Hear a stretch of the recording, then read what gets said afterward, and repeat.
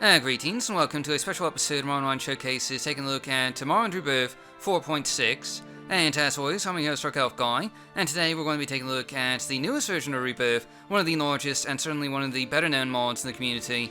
We last did a showcase for Morrowind Rebirth back in 2017, a full year ago, taking a look at Rebirth 4.0, but as always, a lot has changed since then. Morrowind Rebirth updates on average about once every 2 months, with major changes coming with nearly every new version. So Morrowind Rebirth 4.6 looks almost nothing like Morrowind Rebirth 4.0, and you really shouldn't watch that old video unless you're just curious about the visual changes that have been made in the last year or so. Because of these constant updates, that does mean this video will actually be out of date in about another 2 months or so. So I'm going to try and release some small update videos to highlight the latest changes to Rebirth going into the future. And anyway, with that said, Morrowind Rebirth makes a lot of changes to the game world and also the gameplay of Morrowind, including new locations, city overhauls, landscape changes, new dungeons, new items, graphical updates, and so on and so forth. We'll be breaking down this showcase video into separate sections, taking a look at each of these different aspects of Rebirth, so you get some idea of what all Rebirth does. And of course, you'll find timestamp annotations down below, along with download links for Morrowind Rebirth and a handful of recommended graphics mods and all that. So let's go ahead and get started with our first segment. And we're going to be taking a look at some of the changes, updates, and expansions that Morrowind Rebirth makes to the cities, towns, and villages of Vvardenfell. And we're going to start out with the town that everyone starts out in, the village of Seyda, Neen, which with Morrowind Rebirth has seen some pretty massive changes, including a fairly sizable expansion, a new expansion to the shack area, additional docks, an Imperial Legion garrison, and a handful of other buildings, including a house for the Imperial Coast Guard. And now, without question, the city expansions and overhauls are probably the biggest and most visible feature of Morrowind Rebirth. Chances are you've heard of, or at least seen some of these town expansions to some degree before even trying Rebirth, and they're probably the biggest draw for most people. As indeed, the project started out as a simple town expansion and overhaul series of mods called the New Cities Project. One of the first of which was the New Cities, New Seyda Neen mod, released over a decade ago around 2007, long before Morrowind Rebirth became Morrowind Rebirth, and you can actually still find the New Seyda Neen mod available for download on the Nexus and Morrowind modding history, and it provides an interesting look back at how Seyda Neen originally looked as part of the Morrowind Rebirth project. Now, obviously, a lot's changed since then. Morrowind Rebirth has moved away from big, flashy overhauls and gone towards more subdued and immersive city editions. If you played previous versions of Morrowind Rebirth, you'll notice that Seyda Neen is now a lot less cluttered. There's not quite as many outdoor merchants in this version. Also gone is the Dunmiri statue that used to stand next to the docks. And all this makes for a less busy and a more sort of peaceful overhaul and expansion of Seyda Neen than what was found in previous versions of Morrowind Rebirth. And also to be noted here, Morrowind Rebirth has made great strides towards optimization, so you'll experience a much improved FPS with Morrowind Rebirth 4.6. And gone for the most part are the major issues that plagued early versions of Morrowind Rebirth with major lag in urban areas. Seyda Neen, and for that matter the other towns and cities of Morrowind Rebirth, all run at a fairly smooth frame rate, even on mid-range computers. And this should make for a better experience overall. And one last thing to point out here before we move on to our next city, is that Morrowind Rebirth has made a lot of graphical changes to the Bitter Coast region here, including new landscape textures, some improvements to the Imperial and Nordic buildings here, and of course graphical updates to the trees here based on Verd's original Bitter Coast trees. And we'll be taking a more detailed look at these graphical changes later on. But anyway, we're just going to real quick take a look at a couple of the new interiors here. Starting with the new garrison building for the Imperial Legion, which is a nice immersive addition. And now the guards who patrol the streets of Seyda Neen actually have a place to stay. There's also a new tavern in the Shack district here, providing some basic services, and it should be noted that while Morrowind Rebirth doesn't really add any new quests of yet, it does add a number of new documents like notes and books just scattered about the game world here. So moving on, let's go ahead and move to the next city on our list here, the city of Balmora, capital of Great House of Ald-Ruhn on Vvardenfell. And out of all the major cities on Vvardenfell, Balmora has been really changed the most in Morrowind Rebirth, and has for the most part stayed the same throughout the mini versions of Morrowind Rebirth, outside of some minor, cosmetic changes here and there. The biggest change that Morrowind Rebirth makes to Balmora is probably the market district, which has been expanded considerably with new shops and taverns, including a number of specialty shops, to create a truly crowded marketplace right by the Siltstrider here.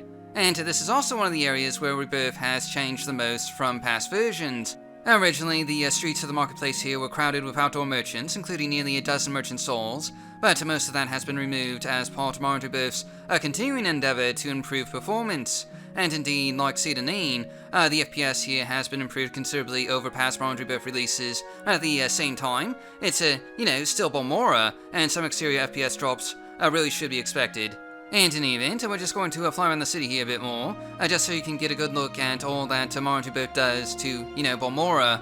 And outside of the market plaza, it doesn't really add a whole lot of new building to the city here, but rather, overhauls the city's appearance, adding more detailing, clutter, and other, plant life to give the city a bit more of a lived-in look.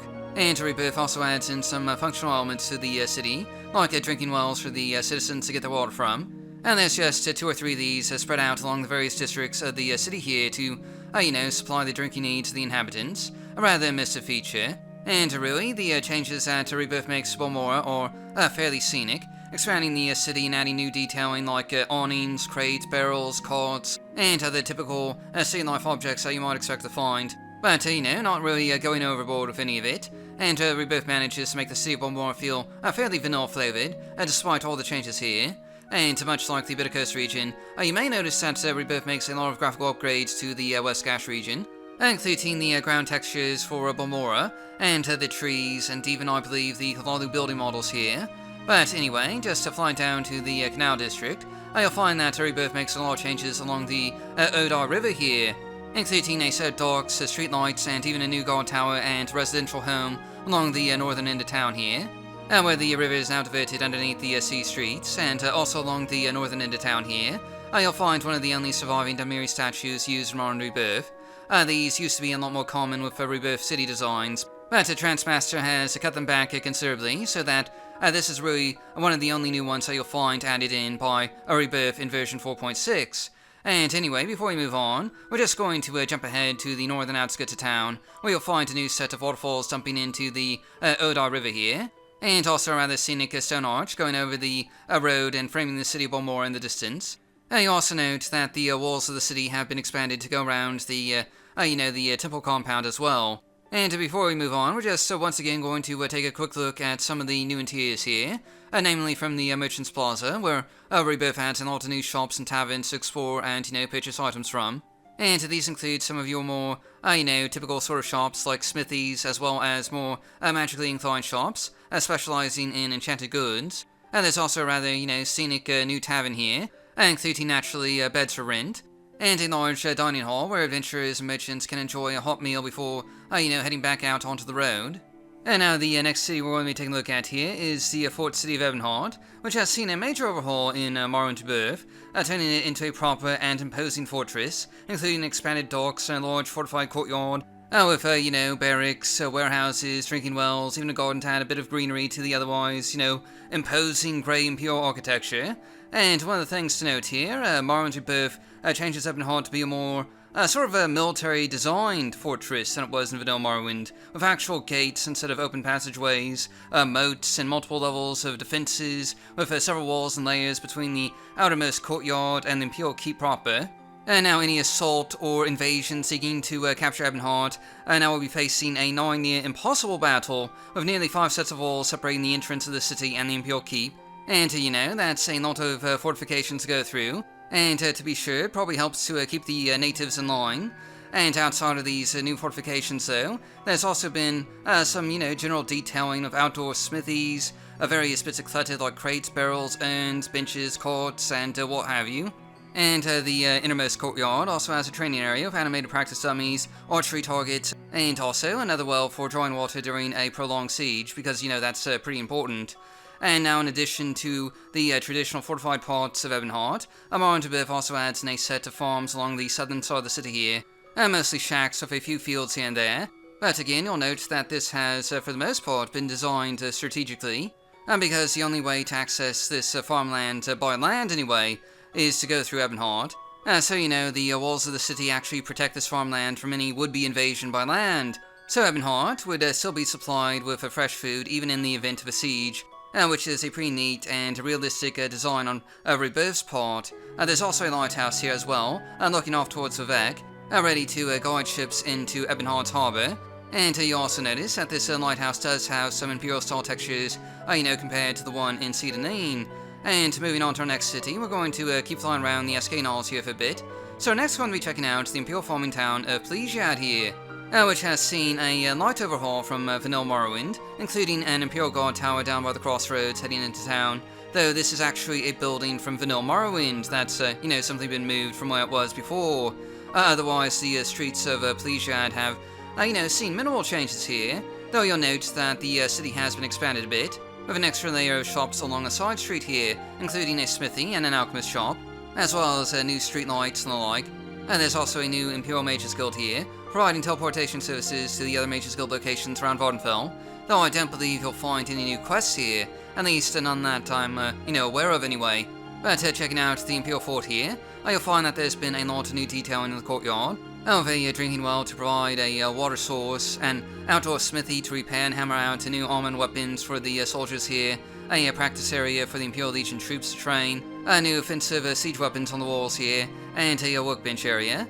And the farmlands of Pelagiad have also been expanded on both sides of the city, as we'll see in a bit, of a new community field along the northern edge of town here, right by the old farmsteads found in vanilla Morrowind. And to keep in mind that Pelagiad is one of the newest cities on Vvardenfell, the changes and additions here are all, pretty lore-friendly, and in line with what you might expect from a farming village like this. And just moving over to the other side of town here, you'll find another field of crops, as well as a windmill, and down the road, an Imperial cemetery. Again, these are just submissive additions that merely add to the peaceful and, quaint nature of Pelagiad. And Morrowind Rebirth really doesn't do anything too major here. That said, we're just going to pop in at the Mages Guild real quick, just to take a look at one of the new interiors here. And it's fairly similar to the Mages Guild in Caldera, with a few differences, but, nothing too different from what you might expect.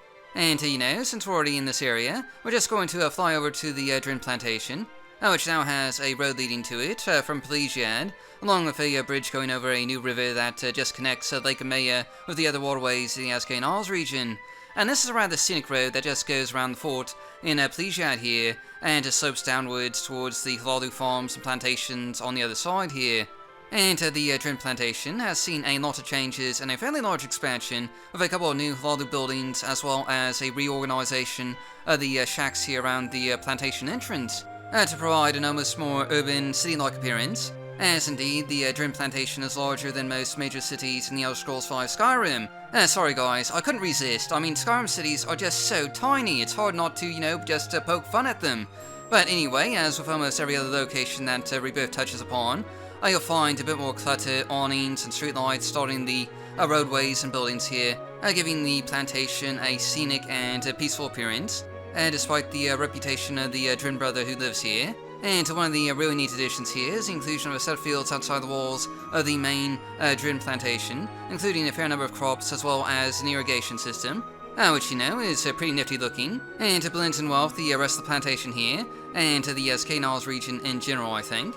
Next up, we're going to check out the Temple City of Vivec, which Morrowind Rebirth really doesn't change too much, outside of adding a new sort of gateway district in front of the Foreign Quarter Plaza. And this is a small walled-in expansion with about half a dozen new buildings, most of which are shops or taverns catering to travelers just coming in off the road or stopping off at the Strider Port or the docks, or what have you. And compared to previous versions of Morrowind Rebirth, a lot's changed here with regards to the layout and design of this new district. Unlike everything else, it's been toned down a bit to make it feel more immersive and blend in better with the vanilla game. It's still obviously quite scenic, with gardens, statues, streetlights, and outdoor merchants, along with the occasional shrine here or there for, the pilgrims that are just always passing through here. There's also a set of stables for, guars, and a new building that's just been added in here recently, with the last update, I think.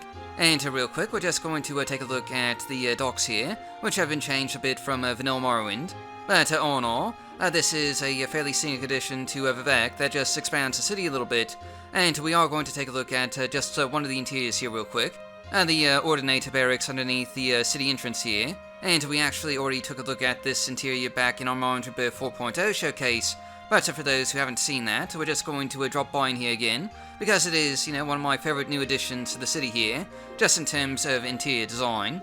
As you might expect, this gives the Ordinators a set of barracks to use, including a dining room, set of kitchens, and a training room where they can practice, all nicely finished and detailed. And our final stop in the Ascane Isles region here is the city of Suran, the jewel of the Ascane Isles. And if you watch our recent showcase video, taking a look at all the Suran town overhaul and expansion mods side by side, well, you've pretty much already seen most of this video footage here, and I'm probably just going to end up repeating myself a bit here, but anyway, Morrowind Rebirth does a lot to change this mid-sized trading city, expanding it with new buildings, adding a new set of docks, and just rearranging large chunks of the city here, and not to mention adding a lot of detailing and clutter, including outdoor merchants, drinking wells, awnings along the buildings here, containers like crates and barrels, streetlights, and to the occasional, potted plant or group of flowers. And this is, really a scenic and I would say rather beautiful transformation for the city of Suran, providing a vanilla and lore-friendly overhaul of this famed city, changing it extensively but still keeping some of that vanilla flavoring intact, making for a rather immersive experience. Unlike most of the towns in Morrowind Rebirth, Suran now has a set of city gates and expanded walls going around to most of the previously undefended portions of the city. Not only that, but the city is now pretty much divided into two separate districts. The lower town with the taverns, a few shops, and the docks area, where you'll find transportation to the other cities of the Ascane Isles. And an upper town, where you'll find the residential portion of the city, as well as a few more shops and the temple. And now, technically, I think Rebirth only adds in about 4 or 5 new buildings to Suran, including a new tavern, 2 new guard towers, a couple of apartments, and what looks like an abandoned building. But, the way that Rebirth rearranges the city makes it feel just a lot larger than it did in Vanilla Morrowind. Perhaps a bit more spread out in spots, but, either way, it looks good. And of course, once more, we're just going to stop by the new tavern here, which has a rather nice looking interior, including some basic services like renting a room, or buying food and drinks. But there's also a message board in here, with various new documents, some of which might hint towards a couple of the new dungeons added in by Morrowind Rebirth. And now, we're next going to just jump back to the West Gash region and stop by the Imperial City of Caldera, which has seen a fairly massive overhaul from Morrowind Rebirth, and not to mention a slight expansion with a few more buildings here and there, and also some new farms. And like this small farm outside the city gates with a windmill and all that. And again, you'll note that Caldera now has actual gates and expanded walls so that the entire city is pretty much walled in, which is something that Morrowind Rebirth does with most of the settlements here. And just flying around the town here, you'll find a fair bit of clutter and detailing, again like most of the other towns that we already looked at, with streetlights, containers, and everything else. A fun little history fact here though is that Morrowind Rebirth originally used Loki the Grouch's Better Caldera mod, and indeed Morrowind Rebirth is essentially at its core a bit of a compilation mod of perhaps a dozen or more mods that have been merged into it over the years. Of course, so with each update, Rebirth changes something or replaces one of the included aspects of Better Caldera, so the city almost looks nothing like the original Loki the Grouch mod. Well, almost nothing like it anyway. There's still a few new additions here and there that have survived since Better Caldera was first integrated into Morrowind Rebirth, like the Imperial Legion garrison building, or one of the new houses here, both of which have pretty much the same interiors as Loki's original mod, as indeed you can see here with the Imperial Legion garrison building. There's been a couple of things that have been added in here, of course, some new documents and notes and whatnot, but otherwise everything looks pretty much the same as when Loki the Grouch built these interiors back in, I think it was, around 2004 or so.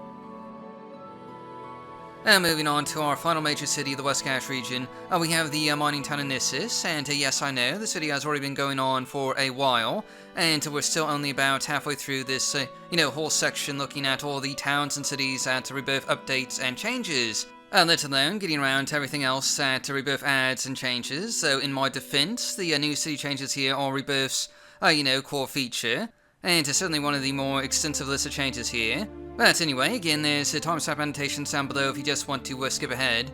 Getting back to the showcase video though, Rebirth only lightly modifies Gnisis, and doesn't really massively expand the city, other than increasing the size of Fort Darius, adding a new Imperial Bridge going over the river, which is a handy feature, since before it was a bit hard to get to Gnisis by a land route.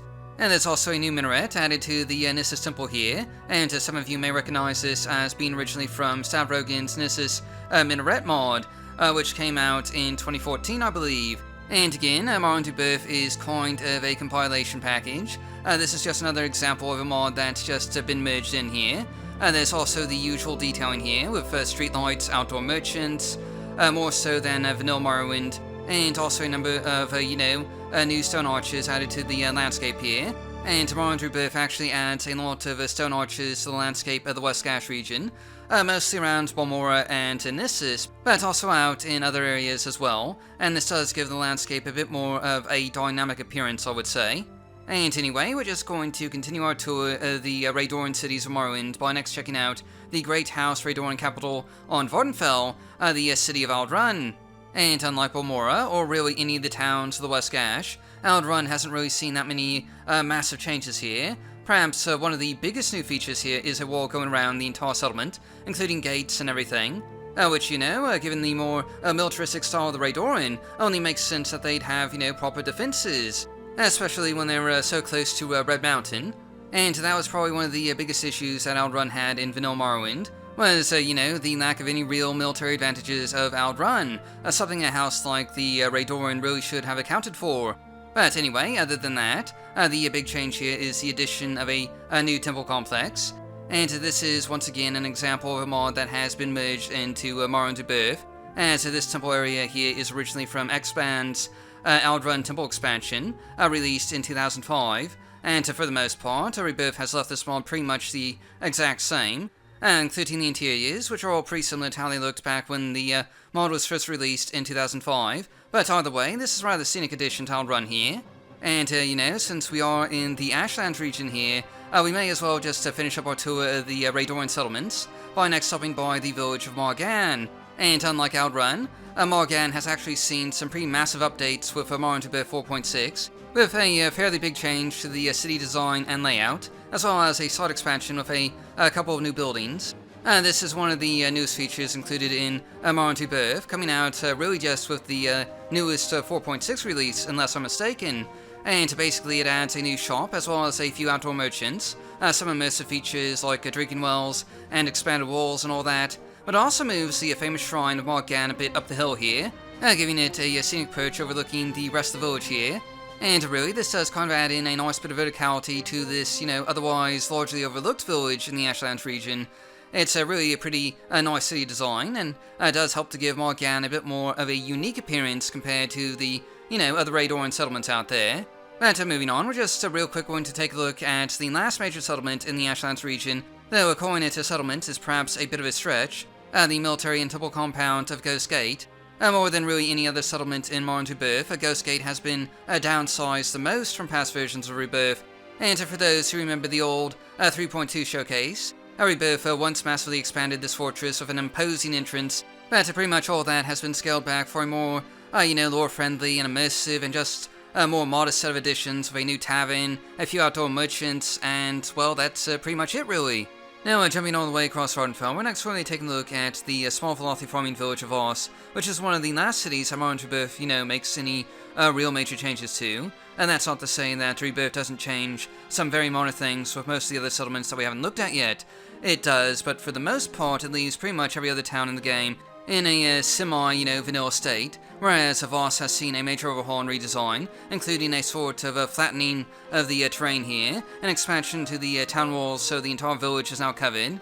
There's also a new residential square, and quite a few new outdoor, merchants, which is a nice convenience feature, as Voss is pretty much the only town, aside from Tel Voss in the entire Grayslands region, and as such, it's the primary stopping point before heading out and exploring the numerous dungeons that you'll find out in the Grayslands. The city does have a bit more of a square shape now, but otherwise, Rebirth keeps most of the core elements of the original design of Voss here, with the temple in the center and all that. And next, we're going to be taking a look at another one of the smaller towns of Morrowind, the small northern village of Vvardenfell, which mostly looks the same with Morrowind Rebirth, but there have been some, some scenic overhauls here. Namely, you'll find a lot more Dwemer ruins and towers along the Vvardenfell skyline, which is, sort of reminiscent of Mike and Ike's epic Vvardenfell, though obviously not quite as extreme. You also find a new Dwemer statue along the town's main street, as well as additional clutter of streetlights, boats along the docks, a new tower and smithy, and a bit more, plant life just scattered about here and there. And the final major city that we're going to be taking a look at here is the Telvanni city of Sadrith Mora, which is the last town on our list that has seen any real major changes with Morrowind Rebirth. For the most part, Rebirth just barely touches the settlements, towns, and villages of the Telvanni. There's some light detailing to be sure, but for the most part, towns like Mora and Mora look exactly the same as in vanilla Morrowind, so we're not really going to bother, checking them out here. But anyway, the biggest change to Sadrith Mora here is really the docks, which have been expanded, including some new docking platforms for ships and all that, a lot more detailing with giant mushrooms and streetlights, and also a new Telvanni-style lighthouse, which is originally from the Resdayn Revival series, Nora Telvanni Lighthouse mod by the Resdayn Revival team. And outside of the docks, though, Sadrith Mora has seen a minimal amount of new detailing and clutter. Most of the changes here are just more streetlights and giant Telvanni routes and what have you, and the city is mostly the same as from vanilla Morrowind. And that said, there have been some, changes made to Wolverine Hall, including a new drinking well, outdoor smithy and training area, all the things that you might expect to find at an Imperial Legion fort such as this, and which you will find at all the other Imperial Legion forts. And now we're pretty much done with this segment here, but I did just want to real quick take a look at some of the smaller fishing villages of the West Gash and Bitter Coast regions, because while Morrowind Rebirth barely adds or changes anything to these villages, it does make some minor, clutter overhauls to these villages with new immersive additions like outhouses, fishing boats, the occasional set of palisades, and some other very minor additions which don't really change these villages too much. Keeping them similar to their vanilla counterparts, but also adding in that extra level of detailing that just makes them more enjoyable places to visit and explore, and adding that touch of flavor needed to make each village seem just a bit more unique, other than just being another in a long line of fishing villages along the coast here. Moving on to our next segment here, we're next going to be taking a look at some of the new regional changes, graphical updates, and new locations that Rebirth adds to the game here, which includes some new towns, outposts, dungeons, and various ruins. And we want to start out here in the Bitter Coast region, specifically the southern Bitter Coast region, because this is perhaps the one area that Rebirth makes the most changes to, focusing here around Seyda Neen. The terrain along this stretch of the Bitter Coast has seen a lot of new detailing, including the occasional set of streetlights, and also a new Imperial Legion guard outpost that sort of guards the border between the Bitter Coast region and the Azkaban Isles along the road leading to Pelagiad. And you'll note that the terrain in general around Seyda Neen has seen a lot of changes, with new and small and relatively scenic streams and ponds just scattered along the northern edge of town here, with roadways and bridges, and the entire area is just, really quite beautiful looking. I must confess that this does remind me a lot of, sort of a starting area in an MMO, which I suppose in a way it is, assuming you take out, the MMO part of the equation. Unless you're playing Morrowind Rebirth with TS3MP, then I suppose it could be, a sort of MMO if you had enough people. And that's neither here nor there, though. Really, the point is that this area, the Bitter Coast region, has just seen a massive overhaul with Morrowind Rebirth, more so really than any other region in the game. And moving on to another part of the Bitter Coast region, one of the newest additions that Rebirth makes to this area is a new bridge and guard tower going over the Odar River. Now, I believe this is a fairly new addition here, possibly first included with Rebirth 4.6, and this new Halalu-style bridge replaces the old plank bridge that used to be here. It's certainly, much nicer looking, and adds an element of civilization to a relatively unpopulated portion of the Bitter Coast region, as well as a reminder of which, great house lays claim to this area. And anyway, aside from the new bridge and guard tower, there hasn't been a whole lot of new landmarks added to the Bitter Coast region, but you will notice that Rebirth does include a number of graphical updates and changes, including replaces for the landscape textures here, updating the ground textures with something that's perhaps a little more, high resolution and vibrant than what you could find in vanilla Morrowind. And of course, Rebirth also replaces the trees of the Bitter Coast region using a modified variant of its Bitter Coast trees, and this gives the region a bit more of a modern sort of graphical look. Though of course, you'll still need to install MGEXE separately for, distant land settings and all that. And coming up on the West Gash region again, Morrowind Rebirth makes a lot of graphical changes to this fairly massive region, but that's about all it does here. It doesn't really add a ton of new locations, so to speak, to the West Gash, though of course it does add new bandit camps and new and dangerous encounters for you to find, but as far as, actual new locations go, it really only adds the one new location, I think, which we'll be taking a look at here in a bit. But in the meantime, I just wanted to fly around the region a bit here, because while there's not a whole lot of new content added to the West Gash, Rebirth does make some rather nice and scenic graphical overhauls to this region, which includes more of those scenic West Gash stone arches that we saw before around Gnisis. And just like the Bitter Coast region, Rebirth replaces the ground and landscape textures here, as well as the textures for the terrain rocks, and it also replaces the trees of the West Gash. And perhaps most notably, these texture replaces give this region a sort of light reddish colouring with the terrain and the rocks here. This is perhaps a bit different from, vanilla Morrowind. I don't think there was anything quite so vibrant or colourful in the original base game, but either way, it's certainly rather scenic. And I'd also like to take note of the trees here, which I think match the West Gash region rather well. There's a bit of a mix here of what looks like tall pine trees, and other more, autumn-style trees making up the landscape here. Again, it's all rather, nice looking, and certainly an improvement, at least in my book. But as mentioned before, there is one new location added to the West Gash region, and that's this new tavern here, outside the village of Call. Most of you will probably recognize this location from past updates to Morrowind Rebirth. It's quite possibly one of the older additions that Rebirth has made to the game world here, but it has undergone, some changes in the latest update.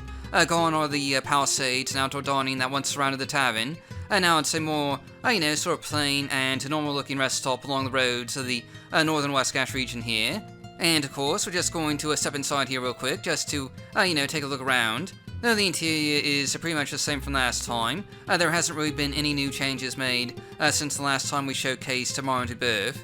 Just heading on over to the Ashlands region. Rebirth again doesn't really add a whole lot to the southern Ashlands, so we'll mostly be focusing on a few new additions which can be found along the northern Ashlands near the coast here. This includes the occasional new ruin, as well as new additions to old Dunmere strongholds like this one, where you'll find a tribe of orcs. And originally in Vanilla Morrowind, this stronghold was pretty bare in terms of exterior detailing, but now you'll find barricades, campfires, various containers and courts, and additional plant life to just give this old Dunmere stronghold a much more, detailed look.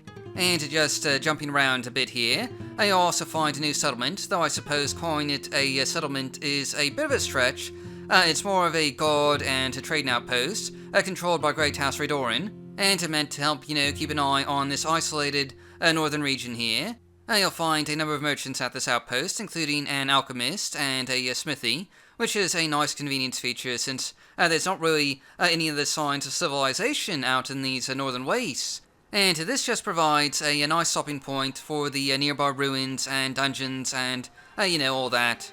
Anyway, we're next going to just head on over to the nearby Suran region, where Rebirth adds a new village around Ald-Ruhn, and much like the other fishing villages of western Vvardenfell, this is a group of fishing shacks right along the coast here, of about 4 buildings, and it is, also under the protection of a Great House Ald-Ruhn.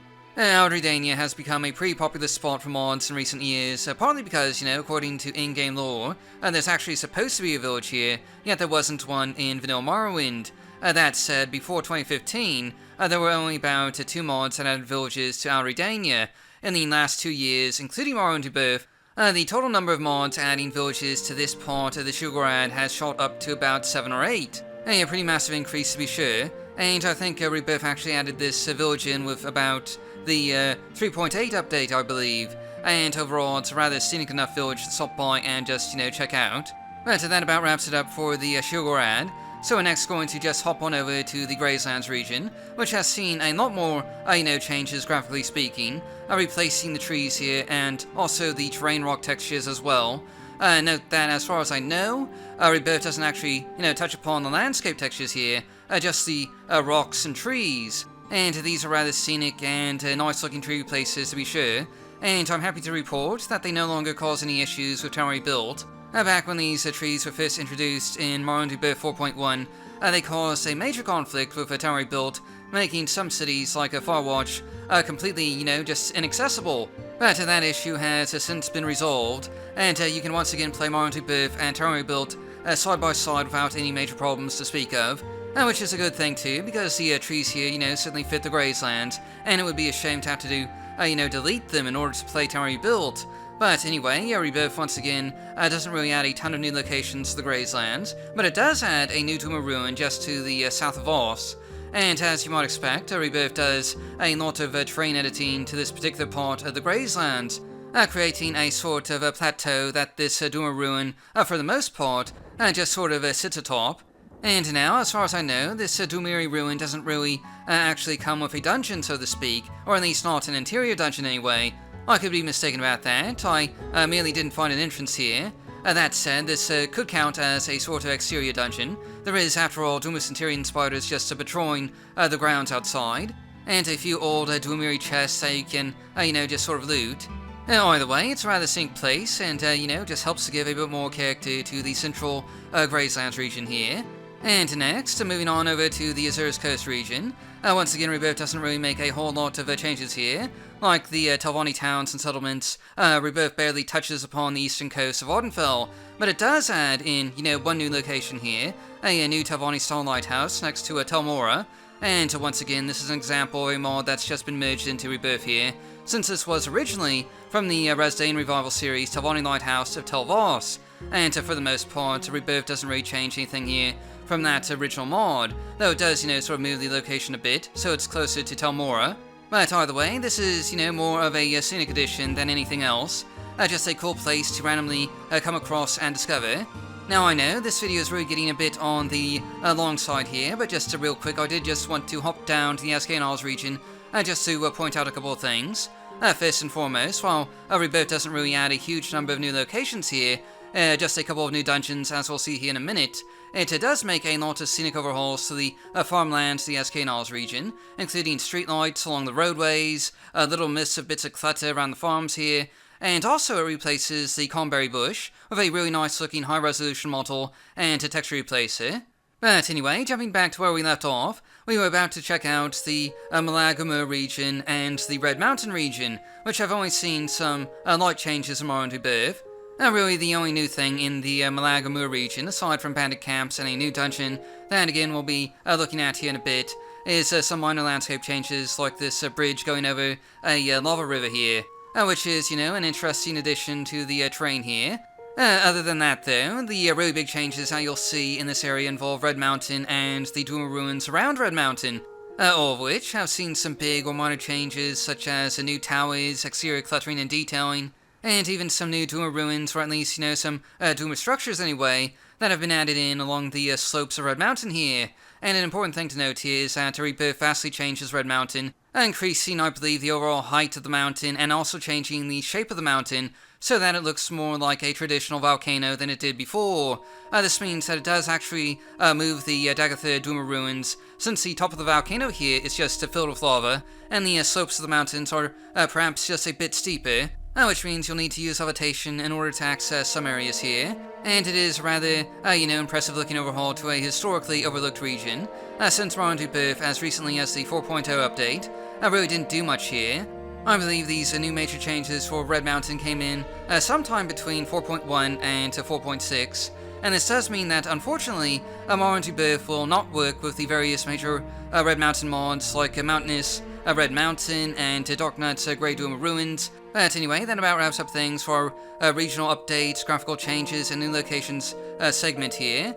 We have skipped over a few things here, like the new dungeons, which we'll be covering next, and new bandit camps and all that, but, we'll be featuring all that in one of the other segments here. So again, timestamp annotations are down below if you just want to, just skip ahead. And anyway, we're finally going to check out some of the new dungeons that Morrowind Rebirth adds to the game mode of Morrowind. And personally, as far as I'm concerned, this is one of the biggest features included with Rebirth outside the city overhauls and expansions. I'm a sucker for a good dungeon, and Rebirth adds 7 new dungeons to the game for you to find here. And these are far from being your typical run-of-the-mill vanilla game dungeons. These are massive and epic new locations that will take hours to fully explore and fight through. Each of these 7 new dungeons is arguably larger than the largest vanilla game dungeon, though a couple of them are perhaps a bit on the smaller side, but anyway, point is, there's a lot of dungeon delving content here, and not only are these new dungeons massive, they're also just beautifully designed with an excellent sense of atmosphere. That said though, we're not going to show off every new dungeon included in Morrowind Rebirth, but we are going to show off a few brief clips from a handful of them, just to give you an idea of what these dungeons, look like. Starting with Outpost Gnisis, a new Imperial Legion dungeon out in the Escanals region, just north of Pelagiad. Originally designed by the Dungeon Master himself, Fulgor, this is one of the oldest dungeons in Morrowind Rebirth, and it's been a part of Rebirth since at least the 3.2 update, if not before that, and it's a bit of a, darker dungeon. Though actually, as of Morrowind Rebirth 4.6, the darkness level here has been decreased, so you can actually, see a bit better in here now. And before it was, pretty close to being pitch dark in here. And this is a sort of mix of an Imperial Legion fort and a Velothi ancestral tomb, with just caverns going in between. And this is one of the larger dungeons included here, with multiple zones and countless undead opponents for you to face. And given the location here, it shouldn't come as too much of a surprise that this is actually one of the easier dungeons in Morrowind Rebirth, and should be playable for mid-level characters, so the end boss is perhaps another matter entirely. But moving on, I wanted to next check out one of the newest dungeons in Morrowind Rebirth, added sometime just in the last few updates here, the Hidden Necromancer's Den of Ald-Ruhn, located somewhere near Seyda Neen. And once again, this is a dungeon that's been designed by Fulgor, and is available only in Morrowind Rebirth. And once again, the design and atmosphere here is just absolute perfection, as you should expect with a dungeon master like Fulgor. Now, Ald-Ruhn is sort of a mixed cavern and a Dunmeri Stronghold style dungeon for you to just delve through, with sunken Dunmeri ruins and broken rock faces, making for just a really dynamic and epic looking dungeon to explore through, including tantalizing hints of a larger walled off area just beyond what you can see here. Everything about this dungeon is just positively amazing, and as one of the newest additions from Morrowind Rebirth, it's a pretty good argument for, updating to 4.6 if you haven't done so already.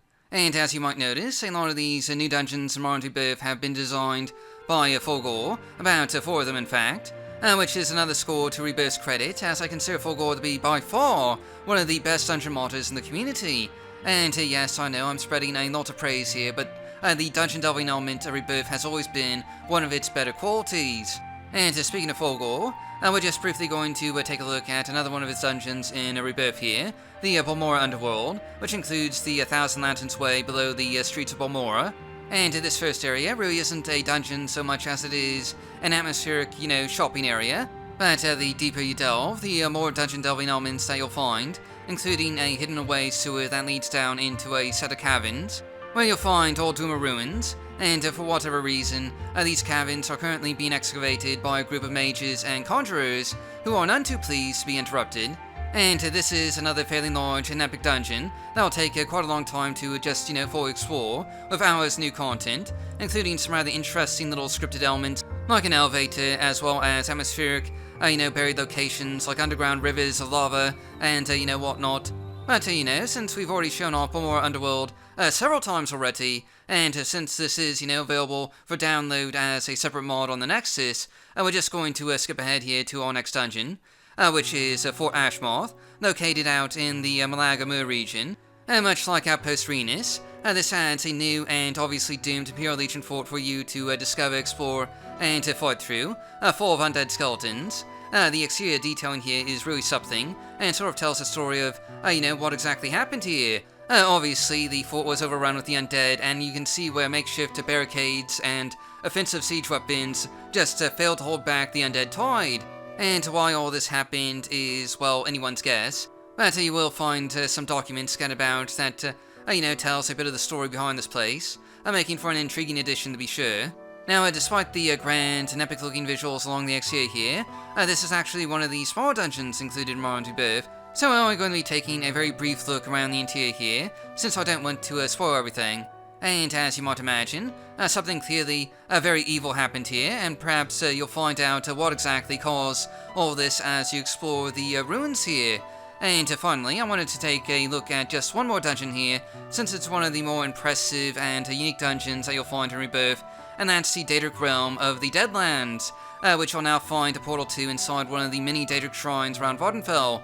And this is actually one of the older dungeons in Morrowind Rebirth. It was added around, or at least somewhere between, the 3.2 and 3.8 update, but it has seen a pretty massive overhaul since the last time we looked at it. If you go back to our old, Morrowind Rebirth 4.0 showcase, You'll note that the original dungeon was much different, and has clearly seen a massive expansion here, adding a much larger realm of fire, lava, and death, with numerous Daedric shrines and ruins just scattered about this large interior world space. Without question, this will be a rather difficult dungeon to traverse, but assuming you bring a few levitation potions with you, you'll find a rather fun and certainly epic-looking dungeon delving experience awaiting you here, with a few smaller dungeons connected to this large central hub here. And anyway, this is the last dungeon we'll be taking a look at here for this showcase video. There's more, of course, but we don't want to spoil everything. So you'll just need to play Rebirth yourself to uncover all these cool new adventures awaiting you in the world of Morrowind. Now moving on here, we're going to take a look at some of the gameplay changes that Rebirth makes to Morrowind here. And a lot of these changes are focused particularly on the economy, though there's a few other gameplay changes that are, worth mentioning. That said, though, we're going to start out with the gameplay changes involving the economy, since that's a pretty big deal here. First and foremost, Rebirth rebalances and revalues almost everything in the game, including weapons, armor, ingredients, potions, enchanted items, clothing, and so on and so forth. And in most cases, the value of these items has been decreased, so they're not quite as valuable as they were before. For example, pearls are now worth about 80 gold as opposed to 100 gold in vanilla Morrowind, a drop of about 20%. A few items have seen a larger price increase, but you get the idea. These economy changes are designed to make getting money a lot harder in vanilla Morrowind. Likewise, merchants in Rebirth are a little more, suspicious and harder to negotiate with, so usually you won't be able to get as much for the items that you're selling. And other changes to the economy here include changing the price of fast travel by a Silt Strider and a boat service. Now it costs a bit more to travel around Vvardenfell, about 10 extra gold on average I would say, which isn't a huge increase, but when you're playing a new character, and with the reduced prices for various items, you might feel the pinch of that extra 10 gold fee. So you'll need to plan your destinations a bit more, wisely in the early part of the game. And another big change here is the price of getting training for various skills, and the prices here have, increased dramatically. Starting out, skills will cost about 150 gold to train, increasing by nearly 30 gold for each skill point that you level up here.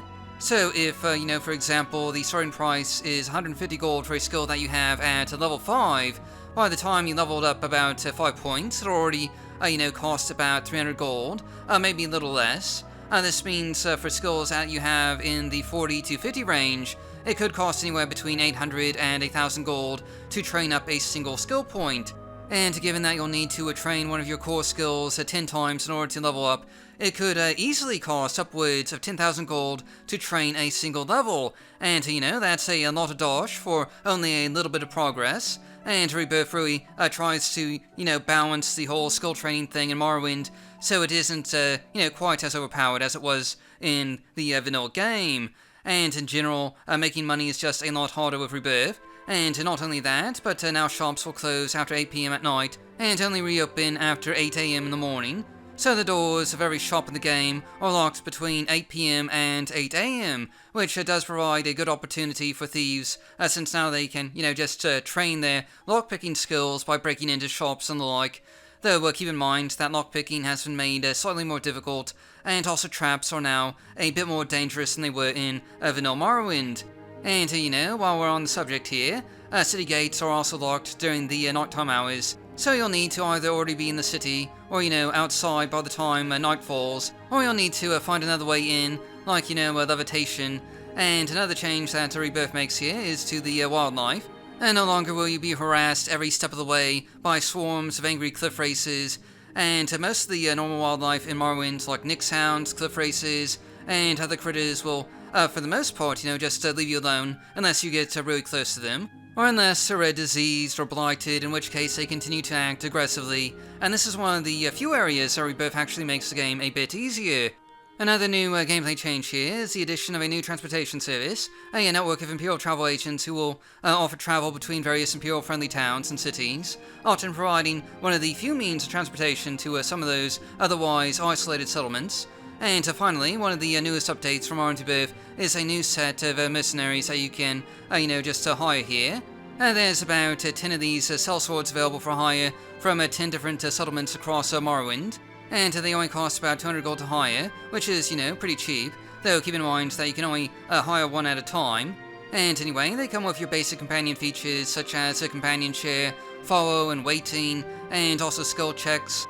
And interestingly enough, these companions appear to always be the same level as you, and always have the same skill points as you. So in my case, because I'm using a cheat character to show off this mod here, these companions are also cheat characters, and I imagine normally they're meant to be hired when you're at a lower level, but either way, they're, pretty handy in a fight.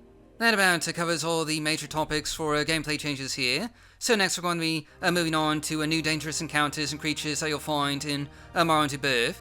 And first and foremost, Morrowind Rebirth adds a lot more bandit camps to the game world of Morrowind, usually along the various roadways of Vvardenfell, and it also adds a new detailing and clutter to existing bandit camps, and adds new bandits and smugglers occasionally outside various smuggler and bandit hideouts.